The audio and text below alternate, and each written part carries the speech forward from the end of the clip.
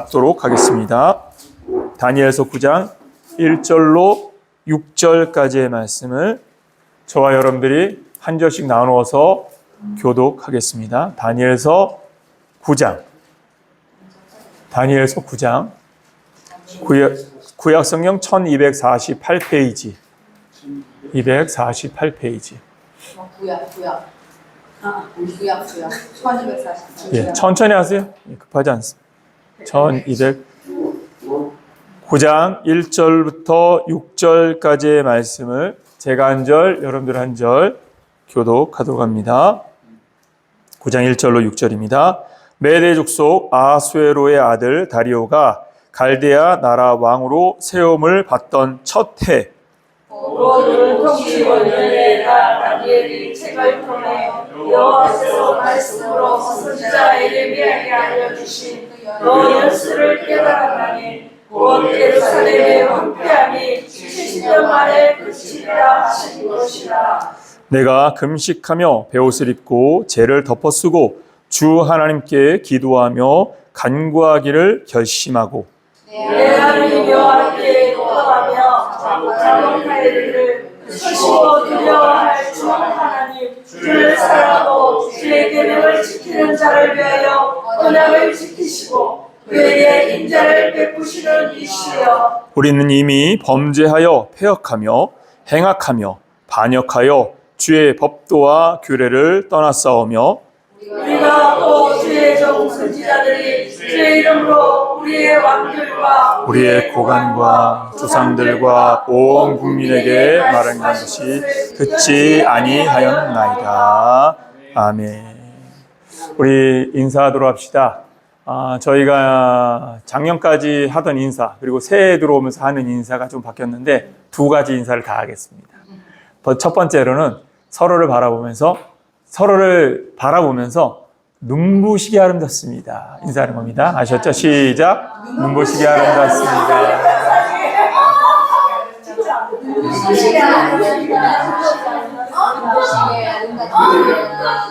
그리고 한 가지 더, 올해부터 우리 교회에서 하는 새로운 인사는 뭐냐면 생명 있는 한 사명 있습니다. 같이 얘기하겠습니다. 생명 있는 한 사명 있습니다.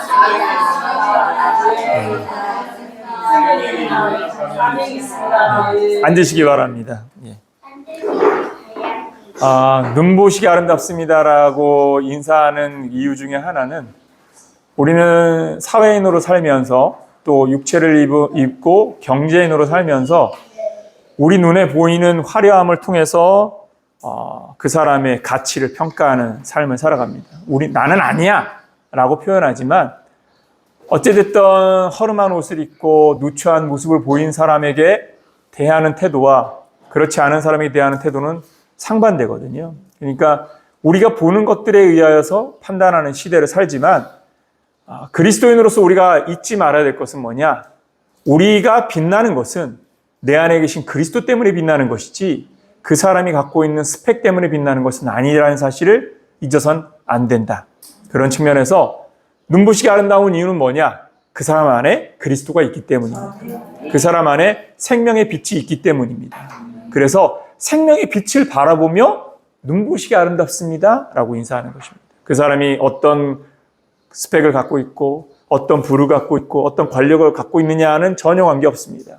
그 사람 안에 생명의 빛 되신 예수 그리스도가 있으면 그 사람은 눈부시게 아름다운 인생임을 믿으시기를 예수님의 이름으로 축원합니다. 그런 의미에서 서로를 눈부시게 아름다운 인생으로 바라보는 시각을 가지시기를 예수님의 이름으로 축원합니다. 작년 안에 이제 그렇게 눈부시게 아름답습니다라는 인사를 했는데 올해부터는 바꿨어요. 그거는 생명 있는 한 사명 있다. 우리가 삶의 여정에서 잊지 말아야 될 것은 자꾸 자신의 사역이 하나님 나라를 향한 삶이라는 사실을 자꾸 망각하고 이 땅에서 그냥 영생할 것처럼 현재의 삶을 누리는 것에 집중을 하거든요. 오늘 죽어도 관계없어요. 그게 우리가 가져야 될 삶의 태도입니다. 내가 오늘 죽어도 상관없습니다. 중요한 건 뭐죠? 내가 오늘 죽을지 내일 죽을지를 모르기 때문에 하나님이 부르신 그 부르심의 은혜 안에서 내가 감당해야 될 사명에 집중하는 것, 하나님은 그걸 원하실 줄 믿으시기 바랍니다. 어떤 일이 벌어졌느냐? 여러분, 아무것도 중요하지 않습니다. 그 일이 벌어진 이후에 나는 어떻게 살 것인가가 더 중요한 것이죠. 아멘. 어떤 일이 있어도 낭망할 필요 없고 좌절할 필요 없습니다. 어떤 일이 있기 때문에 그 희락 때문에 막 들떠가지고 너무 좋다. 오래 안 갑니다. 예. 차를 새로 사도 한 달 가면 그 차에 흥미를 잃어버리고, 보화를 사도 1년이면 다 그 흥미가 잃어버립니다. 우리 집사람한테 제가 고가의 금팔찌를 이제 18K인가요? 예, 그거를 하나 사줬어요. 저 또래는 굉장히 이제 허세를 부린 거죠. 허세를 부려서 사줬는데, 근데 한 2, 3년은 만족하더니 요즘 들어서 계속 새로운 걸 사달라고. 그러니까 삶의 만족은 무엇으로 채워지지 않습니다. 우리가 잊지 말아야 될 것은, 보이는 것은 가치가 있는 것이 아니라 그냥 우리의 삶에서 누리는 것일 뿐인 겁니다. 그것으로 인해서 잠깐의 누림을 가지는 거고, 궁극적으로 가져야 될 표대는 하나님께서 우리에게 부여하신 이 생명 안에, 하나님이 부르심 안에 소명이 있잖아요. 그 소명 안에 그 소명을 나의 사명으로 인지하는 게 굉장히 중요한 거예요. 수많은 그리스도인들이 그 사명을 잘 인지를 못해요. 사명에 대해서 집중하지 못하고 그저 무엇인가 교회가 정한 어떠한 것들을 행하는 것이 다라고 생각하는데, 사실은 사명은 거기에 멈춰져 있지 않습니다. 사명은 날마다 새롭게 변화되어질 뿐만이 아니라 역동적인 삶으로 우리를 이끌어갑니다. 사명 있는 삶은요, 인생의 삶이 이렇게 누주해지지 않습니다. 여러분, 사도 바울의 삶이나 수많은 선진들의 삶을 보십시오. 그들이 복음의 은혜 안에서 자신의 삶을 내어놓을 때, 쏟아낼 때 루즈한 삶이 있지 않았습니다. 우리가 그 사람들을 보면서 동경하고 부러워하는 이유가 뭡니까? 다름질하는, 그 멈추지 않는 다름질 때문에 우리가 부러워하고 동경하는 거 아닙니까? 사도 바울의 빌립보서를 통해서 내가 표대를 향하여 나아간다 라는 그 고백을 우리가 진심으로 받아들일 수 있는 이유가 뭡니까? 그가 그렇게 살았기 때문입니다. 자신의 마지막 호흡이 닿는 날까지 자기가 돌에 맞아서 바구니에 내려서 던져졌는데도 불구하고 다시 그곳에 들어가고, 예루살렘에 가면 핍박을 당할 것이라는 선지자들의 계시가 있었고, 그 계시로 인하여서 영적 사인을 성령을 통하여서 받았어. 그런데도 가. 왜죠? 사명 때문인 것이죠. 그냥 저는 사도 바울의 이러한 사역을 통해서 우리가 얻어야 되는 교훈이 뭐냐? 나는 과연 무엇에 집중하는 사람인지를 우리 스스로가 잘 판단을 못하는데, 우리가 과연 무엇에 집중하고 있는지를 통해서 나는 지금 어떤 삶을 표대로 하고 있는지를 파악하고, 그걸 통하여서 하나님 앞에서 자신을 새롭게 하는 그리스도인이 되어야 된다라고 저는 생각을 합니다. 여러분, 날마다 새로워지시기를 예수님 이름으로 축원합니다. 네. 우리가 상고하고자 하는 이 다니엘서 9장의 말씀은, 사실은 제가 몇 주 전에 어느 날 갑자기 홈페이지에다가 이 짧은 글을 하나 올렸는데, 그 글이 바로 다니엘서 9장의 이 말씀을 읽고 그 말씀에 대하여서 어떤 깨달음에 대해서 짧은 글을 올렸습니다. 그래서 아마 그 글을 읽으셨던 분, 여기에 계신 분들은 이제 저희 홈페이지에 다 접속을 하실 수 있어서 읽으셨을 것 같은데, 그럼에도 불구하고 오늘 이 본문을 하는 것은 우리가 가져야 될 사명에 대해서 다시 한 번 더, 특별히 동행하는 선교회가 정말 시작할 때에 하나님께서 마음을 주신 거잖아요. 우리 강성찬 집사님과 최인영 집사님께서, 특별히 강성찬 집사님이 이제부터는 나는 내년부터는 선교를 위해서 살 거야 라는 그 고백을 하셨다는 것을 제가 나중에 전달받고 얼마나 감사했는지, 그 마음을 주신 분이 하나님이신 거니까. 그리고 그 마음으로부터 지금 오늘 여기까지 온 거거든요. 그러니까 모든 시작은 하나님이 주시는 성령의 감동과 은혜로부터 시작됐기 때문에 깨달음이 복된 것이다 라는 사실을 다시 한 번 더 느끼게 되어집니다. 그런 측면에서 우리가 동행하는 선교회 1년을 보내면서 어떻게 보면 이제 정확하게도 감사하게도 저희가 선교회를 발족하고 첫 달란트 시장을 제가 선교회를 위한 여정으로 1월 달에 13일인가에 들어와서 제가 그날을 이제 저희 선교회의 발족일로 삼았는데, 그때 들어와서 현지인 사역자들과 미팅을 하고 협약식을 하고 이렇게 했던 것을 기념 그걸로 저희가 선교회의 그 출범일로 잡았어요. 그게 딱 지금 1년입니다. 그 1년을 보내면서 우리의 사명을 다시 한 번 더 고취하고 우리가 현재의 자리에서 잊지 말아야 될 건 무엇인가. 왜냐하면 저는 일보다도 중요한 게 뭐냐면 가치 판단. 우리가 어떠한 가치를 지키기 위하여 어떠한 삶을 위하여 사는 자인지에 대한 영적 정체성을 놓치면 일에 빠져서 영적 정체성을 놓치면 그 일은 의미가 없다라고 저는 생각을 합니다. 왜냐하면 하나님께서 우리에게 어떤 일의 결과를 원하시는 분은 아니시거든요. 왜냐하면 하나님은 말씀으로 모든 걸 하실 수 있는 분이십니다. 믿으십니까? 아멘. 근데 여러분들에게 그 일을 하라고 하신 이유는 여러분들이 해야지만 되는 일이 아닌 거예요. 그 잊지 마십시오. 내가 안 해도 다 누군가는 합니다. 내가 안 해도 하나님은 이루실 수 있습니다. 나 안 할 거예요. 그래도 하나님은 이루십니다. 요나서를 보면 요나가 가지 않는다고 버팅겨도 하나님은 결국은 그 일을 이루시지 않습니까? 보십시오. 요나가 고기 뱃속에 3일 동안 있다가 토해져서 어쩔 수 없이 니느웨에 갔어. 어떻게 선포했겠습니까? 야, 제발 믿지 마. 하나님의 이 말씀을 듣고 회개하지 마. 그 마음으로 회개를 선포했을 겁니다. 그렇지 않습니까? 그는 회개했을 때 니느웨 백성들이 회개했을 때 오히려 화를 냈어요. 그러니까 그 마음에 하나님께서 주신 사명에 대해서 온전하게 집중하지 않는 인간의 악함을 그대로 갖고 있어요. 그런데 하나님께서는 어떻게 하십니까? 그런 사람을 통해서도 영혼을 변화시킵니다. 그런 사람을 통해서도 니느웨 백성들을 바꾸어 놓으셨습니다.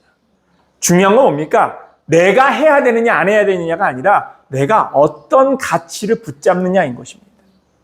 그 일을 행하고 나서도 버려진다면 그것만큼 불쌍한 건 없지 않습니까? 열심히 일했는데 돌아오는 것이 없어. 그건 불쌍한 것 아닙니까? 일하지 않았는데 삭슬 주시네? 다윗이 고백한 것이 무엇입니까? 일하지 않았는데 얻는 삭세에 대한 즐거움을 로마서를 통해서 시편을 통해서 고백을 했거든요. 그러니까 일하지 않았는데 주어지는 은혜. 여러분, 우리에게 주신 은혜가 바로 이런 은혜인 줄 믿으시기를 예수님으로 축원합니다. 그러면 우리에게서 중요한 건 뭡니까? 아이덴티티, 영적 정체성입니다. 내가 어떤 의식으로 살 것인가? 그리고 이것만큼 중요한 것이 없다라는 것입니다. 그런 것을 저는 이 다니엘서 9장에서 다니엘의 깨달음을 통해서 확인하게 되어집니다. 먼저 이 다니엘서 9장에서는 몇 가지 정보를 알려줍니다. 첫 번째, 나라가 바뀌었다. 다리오가 통치한 지 첫 해, 통치를 시작한 지 첫 해다라고 말하고 있습니다. 그러니까 국가가 전복된 겁니다. 사실은 메데와 파사로 이제 새로운 왕권이 설립되어진 해입니다. 이러한 때에 다니엘이 이 다리오가 120도의 장관들을 세우고 그 120도의 장관들을 세우면서 그 중에서 세 사람을 선임을 하는데 그 총리로 선임하는데 그 중에 세 사람 중에 한 사람이 다니엘입니다. 그리고 그 세 사람 중에서 가장 신임을 받는 사람이 누구였느냐? 다니엘이었습니다. 여러분, 이것과 같이 시대적으로 같은 상황을 볼 수 있는 것이 6장입니다. 6장을 잠깐 한번 볼까요? 6장 1절을 보십시오. 1절부터 3절까지 한번 읽어보겠습니다. 같이 읽습니다. 시작. 다리오가 자기의 뜻대로 고관 120명을 세워 전국을 통치하게 하고 또 그들 위에 총리 셋을 두었으니 다니엘이 그들 하나이라. 이는 고관들로 총리에게 자기의 직무를 보고하게 하여 왕에게 손해가 없게 하려 함이었더라. 다니엘은 마음이 민첩하여 총리들과 고관들 위에 뛰어나므로 왕이 그를 세워 전국을 다스리게 하고자 한지라. 아멘. 여기 보십시오. 다리오가 새로운 왕권을 세우고 이것을 통치하기 위하여 120도의 120명의 장관들을 세우고 그리고 그 120명의 장관들을 통치하는 세 사람의 장관을 세웠는데 그 세 사람의 장관들 중에서 한 사람, 다니엘. 그러니까 다리오를 대신하는 왕권을 가진 사람입니다. 어마어마한 왕권이죠. 그런데 그가 화려한 지위를 얻고 있었지만 그러나 이 지위 때문에 그는 위기에 처합니다. 다니엘서 6장 3절 이하의 말씀을 보면 어떤 사건이 벌어지냐면 이제 그 나머지 장관들이 다리오 왕이 다니엘만 총망하는 걸 보고 질투심이 생긴 거야. 그래서 이 다니엘을 끌어내리기 위해서 다니엘을 제외한 총리들이 협작을 해서 왕에게 들어가서 조소를 내리게 합니다. 그 조소가 뭐냐? 앞으로 30일 동안 왕 위에 다른 신은, 그러니까 다시에는 다신교 시대였기 때문에 다른 신들을 다 섬겼어요. 근데 30일 동안만큼은 우리 다리오 왕이 새로 이제 국가적으로 위신을 세웠으니까 고대 사회는 왕이 신권이잖아요. 그런 신권을 강화하게 하기 위해서 30일 동안 왕 외에는 다른 신에게 무릎 꿇지 못하게 금령을 내립시다. 왕이 들을 때는 기분 좋은 말이죠. 왜냐? 나의 왕권을 강화시키는 말이니까. 그러니까 반대할 이유가 없어요. 다니엘을 생각할 이유가 없습니다. 왜냐하면 왕은 다니엘이 필요해서 세운 사람이지, 다니엘을 신임하지만 그러나 다니엘이 필요해서 세운 사람이지 다니엘에게 왕권을 줄 생각은 없는 사람이야. 그러면 자기가 왕이 될 이유가 없는 거잖아요. 그러니까 숙청을 통해서 왕권을 잡았는데 그러면 자신의 왕권을 강화하기 위해서 그 사람들의 말을 받아야 되는 거죠. 간신배들의 말은요, 잘 통해요. 그렇죠. 달콤하죠. 그래서 그 말을 듣고 조소의 어인을 땅 찍었네. 그리고 나서 돌아보니까 어라? 누가 걸려? 다니엘이 걸리는 겁니다. 왜냐? 다니엘은 그 조서에 어인이 찍혔음을 알매도 불구하고 어떻게 하죠? 예루살렘을 향하여 창문을 열고 하나님 앞에 기도를 드리는 사람이었습니다. 여기서 우리가 다니엘을 보아야 되는데 다니엘은 어떤 사람이었느냐? 정체성을 가지고 있는 사람이라는 것입니다. 의식을 가지고 있는 사람이라는 것입니다. 환경을 보지 않습니다. 상황을 보지 않습니다. 여러분, 우리가 다니엘을 통하여 깨달아야 되는 건 뭐냐? 눈에 보이는, 눈에 펼쳐지는 상황과 환경들 때문에 마음이 오르락 내리락 하는 삶이 아니었다라는 사실을 보기를 예수님의 이름으로 축원합니다. 여러분, 신앙은요, 하나님을 바라보는 것입니다. 하나님을 바라본다는 것은 무엇을 말하냐면 내 일의 결과가 어떠하든지 나는 하나님의 손 안에 있는 사람이야. 그렇다면 내가 그 일로 마음을 둘 필요가 없는 겁니다. 하나님 한 분에게 집중하는 겁니다.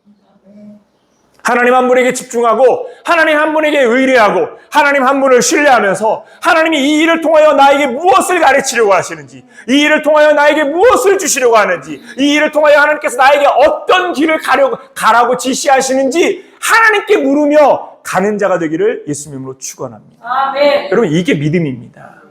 사명을 담당한다는 건 무엇이냐면요, 환경을 바라보면서 그 환경에 일희일비하는 것이 아닙니다. 이런 일이 있을 수 있고 저런 일이 있을 수 있습니다. 좋은 일이 있으면 나쁜 일이 있습니다.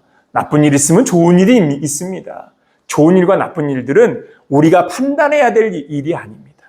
좋을 때 웃고 나쁠 때 잠깐 슬퍼하십시오. 그리고 멈추십시오. 그리고 누굴 바라봅니까? 하나님을 바라봐야 됩니다. 다니엘은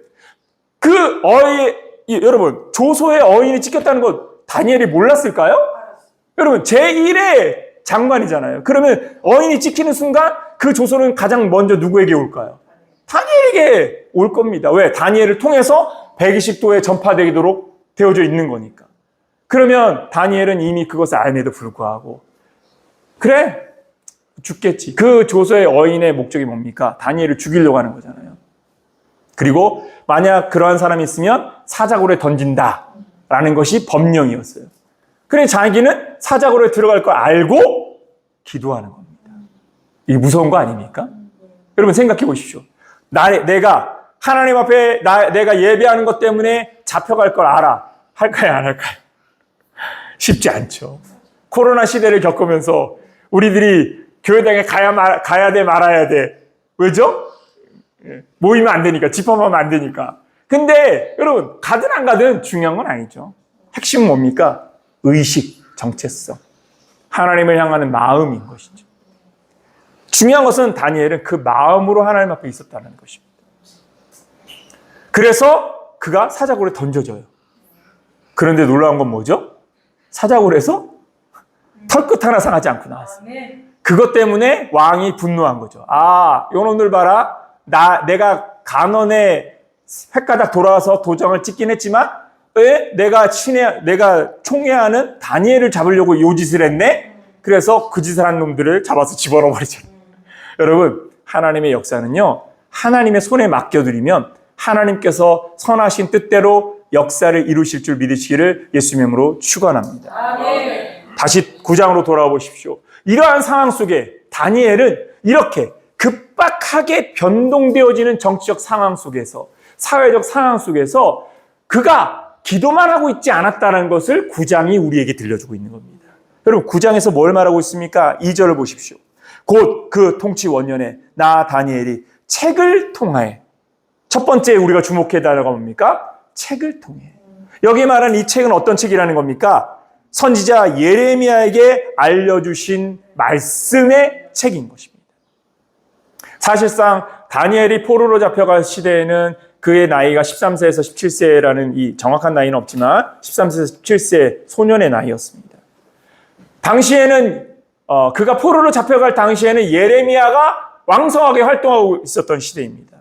그런 어린 소년이 포로로 잡혀갔기 때문에 사실상 예레미야 선지자의 메시지를 직접적으로 듣지는 못했을 것이라는 것이 대부분의 학자들의 판단입니다. 메시지를 듣지 못했을 겁니다.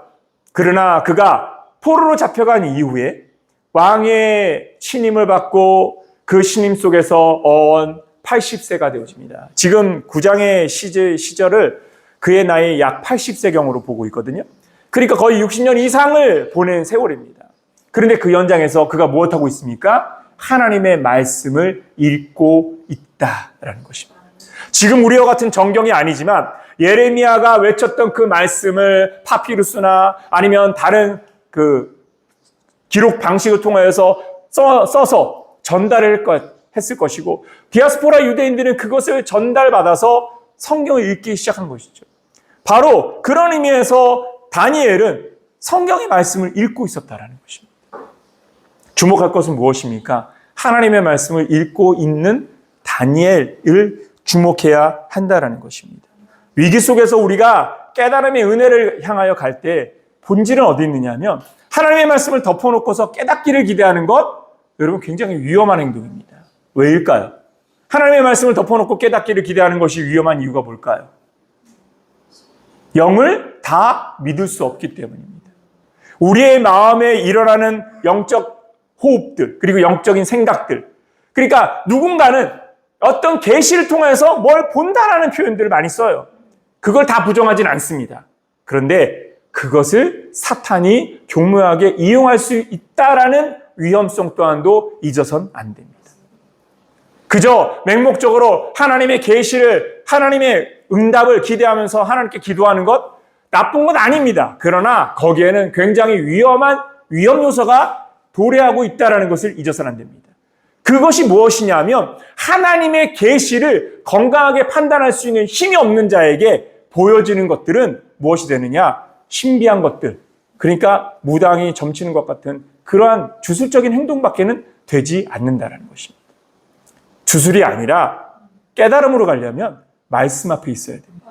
하나님의 말씀을 읽고 그 말씀 속에서 하나님의 뜻이 무엇인지를 분별하는 삶, 그리고 그 은혜를 간구하는 것, 여러분 그것이 우리에게 필요하다는 것을 잊지 마시기를 예수님의 이름으로 축원합니다.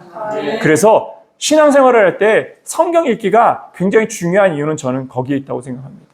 저는 제가 사역을 하고 하나님의 말씀을 묵상하면서 늘 말씀을 드렸지만, 언제든지 나는 하나님을 떠나겠다라는 생각으로, 하나님께서 내 이 사역의 길을 너 그만해라고 말씀만 하시면 돌아서겠다는 생각으로 살았습니다. 그런데 그럼에도 불구하고 이 자리를 떠날 수 없었던 것은 한 가지를 하고 있었기 때문에, 성경책. 하나님의 말씀 성경을 놓지 않고, 왜? 답을 받아야 되니까. 답을 찾아야 되니까. 그런데 계시로 받고, 계시로 하나님이 어느 날 이제 그만해라 이렇게 말씀하시는 거는 저는 신뢰하지 않아요. 왜냐하면 저희 어머니가 옆에서 자꾸만 자기가 내가 너를 서원 기도했다. 저는 이제 어릴 때부터 그 얘기 들어서 그 얘기에 대한 반감이 굉장히 컸거든요. 그래서 하나님이 뭔가 계시로 이제 그만해 이런 말들에 대해서 내가 거부해. 내가 거부하는 마음이 있었어. 그래서 말씀을 통해서 그것을 찾기를 바랬어요. 그래서 반감을 가지고 있는데 성경책은 안 넣습니다. 하나님에 대해서 뭔가 퀘스천이 남아있는데 성경책은 안 덮었어. 왜? 계속해서 읽었어. 왜? 그래야지만 답을 얻을 수 있으니까. 그런데 놀라운 건 뭔지 아십니까? 그렇게 계속 성경을 파고 봤더니 오히려 더 하나님께 빠져드는 거야. 하나님을 만나는 겁니다. 하나님의 뜻이 무엇인지에 분별하게 되고 그 뜻을 분별하게 되니까 아, 이 길이 복된 길이구나. 그걸 알고 지금 이렇게 사는 겁니다. 여러분, 말씀과 함께 살기를 예수님의 이름으로 축원합니다. 지난 주간에 달란트 시장을 마치면서 참 감사하게도 작년에도 그랬거든요. 작년에는 크리스토퍼 목사님 교회에서 달란트 시장을 할 때에 크리스토퍼 목사님이 저한테 서서 저 이제 시장을 보고 나가는 한 여자분을 가르치면서 저 사람을 보라고 저한테 얘기하더라고요. 왜 그러냐 그랬더니 저 여인이 무슬림이었는데 성경 쓰기, 이 달란트 시장에 참여하기 위해서 성경 쓰기를 하다가 무슬림을 버리고 예수를 믿고 세례까지 받았다 얘기하더라고요. 할렐루야. 여러분, 말씀 앞에 있으면요 변화되어질 줄 믿으시기 바랍니다. 하나님의 말씀 앞에 있으면요 의식이 바뀔 수밖에 없습니다. 왜냐? 하나님의 말씀은 살아있는 말씀이거든요. 하나님의 말씀은 영과 생각과 골수를 찔러 쪼개는 말씀입니다. 하나님의 말씀으로써 우리의 생각이 바뀌고 우리의 의식이 바뀌는 것이지, 여러분, 상념하고 묵상한다고 바뀌는 거 아닙니다. 말씀 앞에 부딪히는 사람이 되시길 바랍니다. 말씀 앞에 부딪혀서 그 말씀 앞에서 계속 부딪히십시오. 이 말씀의 뜻이 무엇인지 답이 없다면 계속 부딪히십시오. 그러면 하나님께서 알려주실 겁니다. 왜? 알려주시려고 쓴 책이니까. 들려주시려고 쓴 책이거든. 근데 우리는 그 말씀 앞에 부딪히지 않습니다. 그런데 이번에 제이비 팔로마르 목사님 교회에 그 마지막 날 첫 번째 교회에서 달란트 시장을 할 때 이제 또 목사님이 오셔가지고 여기 교회에도 은혜가 있다. 그래서 뭐가 있느냐 했더니 한 여인이 50대 여인인데 성경 쓰기를 하면서 하나님을 만난 거야. 특히 이번 시즌에 저희가 로마서를 했거든요. 그래서 로마서를 읽고 쓰게 했는데 로마서를 읽고 쓰다가 하나님 앞에 아이돌들, 그러니까 이런 아이돌들이 우상이라는 걸 알고 자기 집에 있는 아이돌을 싹 갖다 버렸대. 할렐루야. 할렐루야. 누가 그렇게 하네? 여러분, 사람에게 가서 야 이건 아이돌이야 버려 하면 그 사람은 기분 나빠합니다. 안 그렇습니까? 특히나 천주교들은요 얼마나 많은 아이돌이 있습니까? 오늘 발렌시아에 올라갔다 왔지만 발렌시아에 올라가 보면 그 정면 앞에 우리 강 집사님 와 여기 교회 크네요 이렇게 하셨는데 굉장히 오래된 성당이에요. 그 성당에 제가 지난번에 왔을 때 거기서 예배를 한번 드려보자고 해가지고 들어가 봤어요. 들어가 봤는데 그냥 사방의 아이돌이야. 사방이. 예. 그냥 이게 예배라고 생각하고 있으니까 우상 숭배가 만연하고 있다는 사실 자체를 모르는 거지 않습니까? 이런 곳에서 우상을 없애라고요? 안 통해. 저주받으면 어떡하려고. 큰일 날 소리라네. 그런데 스스로 버렸잖아. 스스로. 그게요. 하나님의 말씀을 속에서 깨달아지면 삶이 바뀌는 겁니다. 자기의 의식이 바뀌면 행동이 바뀌게 되어져 있습니다. 아멘. 왜 우리의 행동이 안 바뀝니까? 우리의 의식이 안 깨지는 거야. 내가 안 바뀌는 이유는요, 하나입니다. 내 생각이 안 바뀌고 있는 거예요. 여러분, 사람이란 존재는요, 생각이 바뀌면 행동이 바뀌게 돼 있습니다. 왜? 이게 아니라는 걸 알았는데 그걸 계속한다? 그 사람은 죽으려고 하는 사람인 거지. 근데 이게 아닌 줄 아는 사람은요, 건강한 정신을 갖고 있는 사람은 이게 아니다라고 판단을 하는 그 순간 거기를 벗어나게 돼 있습니다. 얼마 전에 레미제라블을 본떠서 어떤 셰프가 이제 사람들을 모아서 가르치는, 이게 창업을 위해서 훈련시키는 그런 요리를 하는 것이 아니라 가게를 운영할 수 있는 어떤 스킬들을 가르치는 그런 프로그램이 있더라고요. 그게 아마 작년 거였는데 제가 넷플릭스를 통해서 본 것 같아요. 거기에 보니까 술에 취해서 이 알코올 중독자도 와 있고 이런 여러 중독자들이 왔어요. 게임 중독자도 왔고. 근데 알코올 중독자도요, 바꿔야 한다고 생각하니까 알코올 중독자가 바뀌더라고요. 여러분, 사람이 갖고 있는 힘이 뭐냐면요, 하나님이 주시는 영적 은혜를 깨닫는 그 순간 바꿀 수 있는 힘이 그 안에서 나타난다는 것을 잊지 마십시오. 하나님은 우리 안에 다양한 능력들을 넣어놓고 계십니다. 할 수 있습니다. 그런데 우리는 나는 원래 안 돼라는 생각으로 자기 스스로를 자기를 고착화시키는 거야. 그게 문제인 거죠. 여러분, 나는 원래 안 되는 건 없습니다. 나를 안 된다고 말하는 이유는 뭐냐? 나는 바뀌기 싫어라고 말하는 겁니다. 나는 바뀌기 싫어라고 말한다면 답은 없죠. 자기가 바뀌기 싫다는데 어떻게 하겠어? 그래서 저는 그런 사람들한테는 말을 안 해요. 왜? 자기가 바뀌기 싫다는데 어떻게 하겠어? 바꿀 수 없는 거. 내가 바꿔줄 수 있는 능력이 나에게 없는데. 그러나 성경을 읽게 합니다. 성경을 읽고 말씀을 읽고 하나님의 선하신 뜻을 분별하면 그러면 바뀔 줄 믿기 때문에 여러분, 여러분들도 마찬가지입니다. 하나님의 말씀 앞에 서 있는 우리 선교회가 되기를 예수님의 이름으로 축원합니다. 그래서 그 소식들을 들으면서 우리 동행하는 선교회의 목적이 그거다. 사람들을 설득시키는 것이 아니라 사람들이 하나님을 만나도록 돕는 것. 근데 사람과 사람이 중개해 주는 게 아니라 성경인 하나님의 말씀 앞에 서게 해주는 것. 그게 제일 큰 겁니다. 가난을 도와줄 수 있겠죠. 먹을 것 주는 거 쉬워요. 물론 재원을 말하는 거, 펀딩을 말하는 거 어렵죠. 그러나 하나님께서 하고 하나님의 말씀 앞에서 하나님을 만나도록 돕는 것, 이건 더 어려운 일입니다. 그러나 우리는 그 사명 때문에 이 일을 하는 자인 줄 믿으시기를 예수님의 이름으로 축원합니다. 우리에게는요, 이 사명을 가지고 해야 돼. 그래서 우리 스스로가 무엇해야 되냐? 말씀 앞에 있어야 돼. 다니엘이 한 건 무엇이냐? 바로 그 말씀 앞에 있었습니다. 그리고 나서 무엇했습니까? 변화. 바로 보시오. 2절 보면 그 연수를 깨달았나니, 이 깨달음이라는 단어와 함께 연결된 것이 무엇입니까? 결심이라는 단어입니다. 3절에 보면 내가 금식하며 베옷을 입고 죄를 덮어쓰고 주 하나님께 기도하며 간구하기를 무엇하고? 결심하고. 여러분, 깨달음이라는 단어와 연결되는 것이 바로 결심이라는 단어입니다. 아까도 말씀드렸듯이 내가 아이덴티티, 정체성의 변화가 생기면 뭐가 나오느냐? 결단이 나오는 겁니다. 다니엘이 보여주는 결단. 여러분 1장 8절 말씀해 보십시오. 포로로 잡혀갔을 때에 왕의 진미로 자기를 배불리지 않고 내가 그 왕의 진미를 거부하고 우상의 제단에서 드려졌던 제물을 거부하고 내가 어찌됐든 간에 천연식으로 내가 왕 앞에 서겠습니다. 결단하지 않습니까? 그런데 하나님은 그 결단을 사용하시는 것입니다. 앞서도 말씀드렸듯이 하나님이 우리에게 찾으시는 것은요, 영적 정체성입니다. 내가 어떠한 의식으로, 어떠한 마인드로 하나님의 선하신 뜻을 생각하며 그 뜻 안에서 내가 어떻게 살기로 결정을 내리면 하나님 그걸 사용하신다는 사실을 잊지 말기를 예수님의 이름으로 축원합니다. 그걸 사용하시는 그걸 사용하시기 때문에 그것을 결단한 사람들에게 하나님께서 필요한 것들을 그리고 필요한 사람들을 보내셔서 그 일을 하도록 만드신다는 사실을 잊지 말기를 예수님의 이름으로 축원합니다. 저는 여러분들을 보면 너무 놀라워요. 왜냐하면 저 같은 사람한테 여러분들이 있다는 것이 전 놀라울 뿐입니다. 왜냐하면 제가 친밀성이나 사교성이나 이런 거는 제로거든요.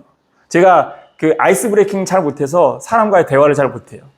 저는 이렇게 친밀하게 누구 만나가지고 막 이런 것도 잘 못하고, 강 집사님도 아시겠지만 같이 이제 골프 가자고 가보면 골프공도 막 산으로 둘러다니는데 쟤를 왜 데리고 다녀야 되나 싶을 정도로, 그만큼 저는 소질이 없는 사람이에요. 그런데도 여러분들이 동역자로 있는 것, 하나님이 보내주신 걸 저는 믿습니다. 여러분, 하나님은 작품을 만드시는데 하나님이 계획하신 뜻대로 하나님께서 그러한 동일한 마음을 가진 사람들을 붙이셔서 하나님의 작품을 만들어갈 줄 믿으시기를 예수님의 이름으로 축원합니다. 그러므로 우리가 해야 될 일은 뭐냐? 그 말씀에 집중하는 것입니다. 마지막으로 엘리야 이야기를 말씀을 나누면서 마칠까 합니다.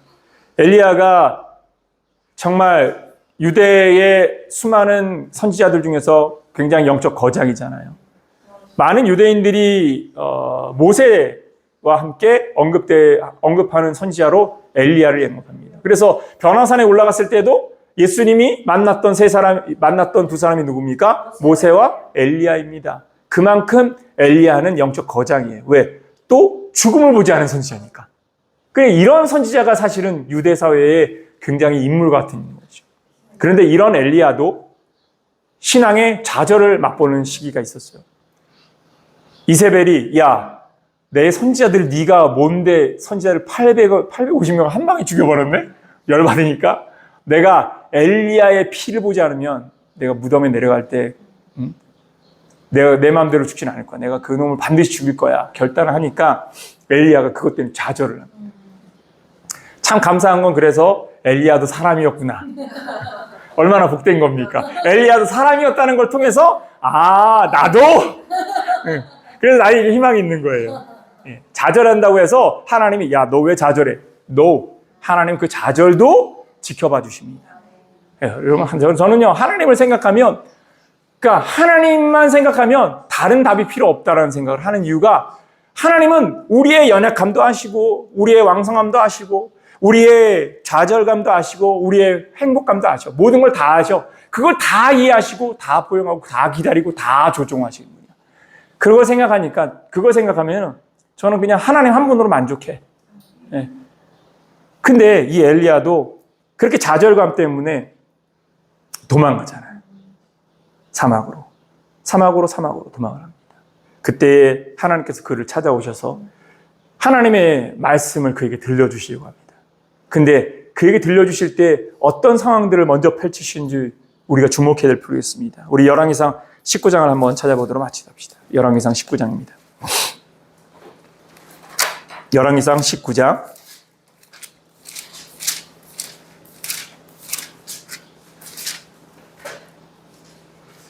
12절부터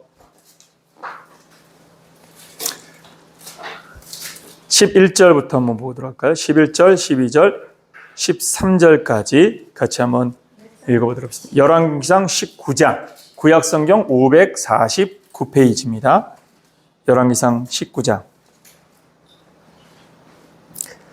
11절, 12절, 13절 같이 읽어볼까요? 시작! 여호와께서 이르시되 너는 나가서 여호와 앞에서 산에 서라 하시더니 여호와께서 지나가시는데 여호와 앞에 크고 강한 바람이 산을 가르고 바위를 부수나 바람 가운데서 여호와께서 계시지 아니하며 바람 후에 지진이 있으나 지진 가운데에도 여호와께서 계시지 아니하며 또 지진 후에 불이 있으나 불 가운데도 여호와께서 계시지 아니하더니 불 후에 세미한 소리가 있는지라. 엘리야가 듣고 겉옷으로 얼굴을 가리고 나아가 얼굴에 섬에 소리가 그에게 임하여 이르시되 엘리야야 내가 어찌하여 여기 있느냐. 여러분, 여호와 하나님께서 엘리야를 부르십니다. 그리고 그에게 뭘 보여주십니까? 재미있는 것은 강한 바람과 지진과 불을 경험하게 해주십니다. 왜일까요? 그냥 바로 말씀하시면 되는데 강한 바람과 지진과 불을 먼저 경험하게 하십니다. 이것은 바로 세상을 진동시키는 것들이죠. 세상을 삼키는 것들입니다. 세상을 휘몰아치는 것. 그러니까 사람들이 가장 두려워하는 것들이죠. 강한 폭풍 때문에 집이 날아가고 지진으로 인하여서 집이 삼켜지고 불로 인해서 다 사라지는 자연의 위력 앞에 무기력함을 경험하는 것이 바로 이것이죠. 그런데 놀라운 것은 무엇이냐면 이러한 현상들 속에 하나님이 계시지 않는다라는 것입니다. 여러분, 여기에서 하나님이 뭘 말씀하려고 하는 것입니까? 우리 눈에 펼쳐지는 어떠한 일들, 우리는 어떠한 특별한 사고가 나에게 뭔가를 전달하는 메시지인가? 라는 생각을 합니다. 여러분, 그것은 메시지를 말하려고만 하는 것이 아닙니다. 핵심은 무엇입니까? 하나님은 우리에게 말씀으로 오시는 분이시다라는 것입니다. 사고가 우리에게 메시지가 아니라 오히려 말씀이다라는 것이죠. 그래서 13절에 뭐라고 그랬습니까? 그러니까 12절에 보면 모든 것 후에 세미한 소리가 있었다. 모든 것 후에 세미한 소리가 있었습니다. 모든 것이 다 지나간 이후에 세미한 소리가 있었습니다. 그 세미한 소리는 뭡니까? 세미하다는 말의 의미는 뭐냐면 귀를 쫑긋이 열고 집중해야지 들을 수 있다는 겁니다. 그러니까 집중하지 않으면 지나가 버리는 거야. 바람처럼 지나가 버려. 근데 세미하다는 것은 집중하라는 겁니다. 집중하고 있으면 주께서 들려주시는 겁니다. 13절에 엘리야가 듣고 세미한 소리를 들었습니다. 잠잠함 속에 들리는 하나님의 메시지를 듣기 시작하는 겁니다. 여러분, 하나님의 말씀은 바로 이겁니다. 우리들은 자꾸 사고가 나면 야, 너 뭔 잘못했어. 그 사고 뒤에 하나님이 뭘 주실 거야. 이런 판단들을 합니다. 물론 그 안에 메시지가 담겨져 있을 때가 있겠죠. 그러나 하나님의 메시지는 그런 사고 속에서 전달하려고 하는 것입니다. 어찌 보면 사고는 우리의 실수에서 기인한 것이 대부분입니다. 우리의 실수에서 기인한 사고들을 하나님이 뭔가를 주려는 메시지로 인지한다? 위험한 것이죠. 메시지는 어디에서 찾아야 되느냐? 하나님의 말씀 속에서 찾아야 됩니다. 그래서 제가 성경 하는 이유가 이겁니다. 여러분, 하나님의 말씀인 성경 속에서 하나님의 선하신 뜻이 무엇인지를 분별할 수 있는 힘, 이미 우리에게 그것을 선물로 주셨습니다. 다른 거 필요 없습니다. 성경이 우리에게 이미 해답으로 주어져 있다는 사실을 잊지 말기를 예수님의 이름으로 축원합니다. 그러니까 무슨 일이 있어도 성경책은 제발 놓지 마십시오. 어떤 일이 있어도 하나님의 말씀이 성경처럼 덮어놓지 마십시오. 그 말씀을 펼쳐놓고 잠잠하게 세미하게 내게 말씀하신 하나님의 음성에 귀를 열고 듣고자 하는 사람이 되십시오. 앞서도 잠깐 언급을 했지만 제가 30여 년 사역을 하면서 하나님께 더 가까이 갈 수 있었던 유일한 힘은 어디 있느냐? 하나님이 내게 이런 것 주고 저런 것 줬기 때문이 아닙니다. 저는 그 모든 것들이 저는 그런 일들이 벌어질 때마다 저는 어떤 생각은 이거는 하나님이 주신 것이기 때문에 내 자랑이 될 수도 없고 내 기쁨, 내가 이걸 영광으로 취할 것이 아니라는 건 저 스스로가 압니다.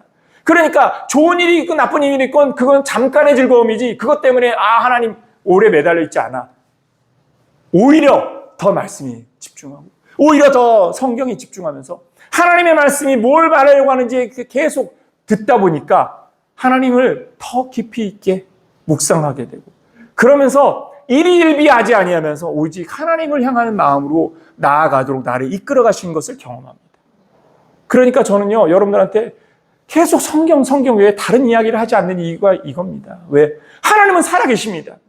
살아계신 하나님께서 우리에게 들려준 이 말씀을 통하여 우리에게 선하신 뜻을 가르치고 계십니다.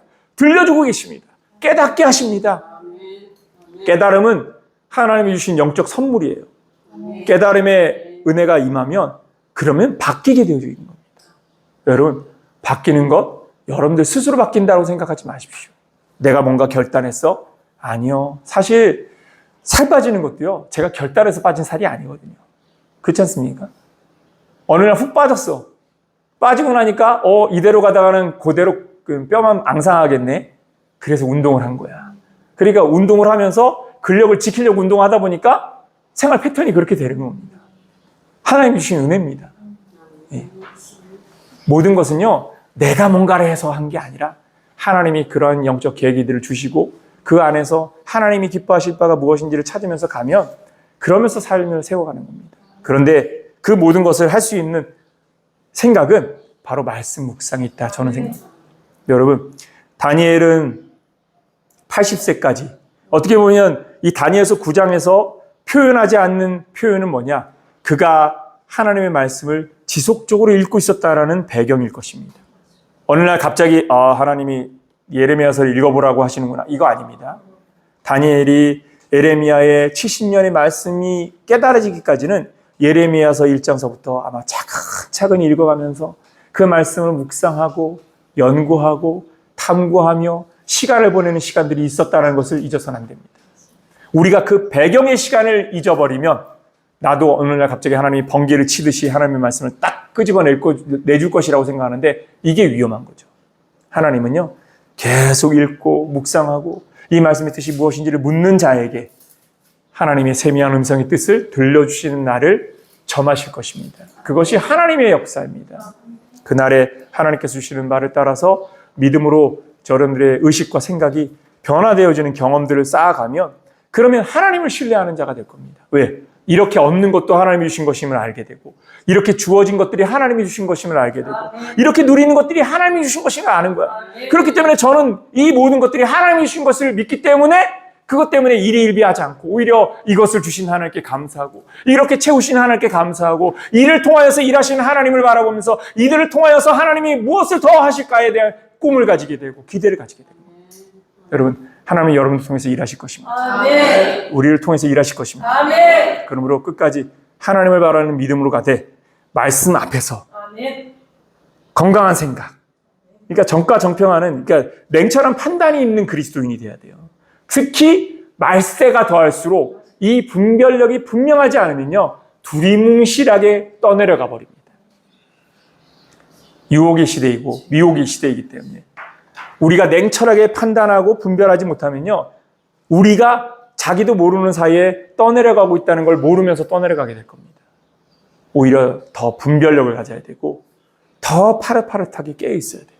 그러려면 말씀을 통해서 무엇이 합당한 것인지, 하나님 앞에서 무엇이 건강한 선택이고 무엇이 바른 행동인지에 대한 생각들을 정립해 가야 된다. 그런 의미에서 말씀 앞에 있는 여러분들 되기를 예수님의 이름으로 축원합니다. 아멘. 기도하겠습니다.